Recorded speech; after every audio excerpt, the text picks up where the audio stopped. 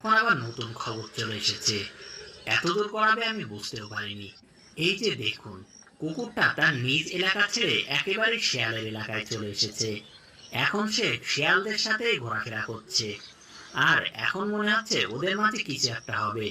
সামনে জানুয়ারি মাস আসছে, আর ওই সময় কিন্তু বাচ্চা হয়। শিয়াল আর কুকুরের মিশ্রণে সংকর কোনো কিছু হয়তো হতে যাচ্ছে। আর এই কুকুরটা তার জাত পাত এলাকা ছেড়ে এই শিয়ালের এলাকায় চলে এসেছে। তার নিজের বলে আর কিছুই থাকলো না। ও একেবারে শিয়ালদের সাথে মিশে যাচ্ছে। হয়তো এই শিয়ালের সাথে ওর ঘর সংসার হতে যাচ্ছে। এই যে দেখুন, আমাকে দেখে শিয়াল আর কুকুরগুলো আস্তে আস্তে ধান ক্ষেতের ভিতরে ঢুকে যাচ্ছে। আমিও পিছু নিলাম। এই যে দেখুন, জুম করে অল্প দেখতে পাচ্ছি এখানে একটা কুকুর আর একটা শিয়াল আছে। ওরা দুইজন খুব কাছাকাছি আছে। ওদের মধ্যে সেই প্রেমটা হয়তো পূর্ণতা পেতে যাচ্ছে।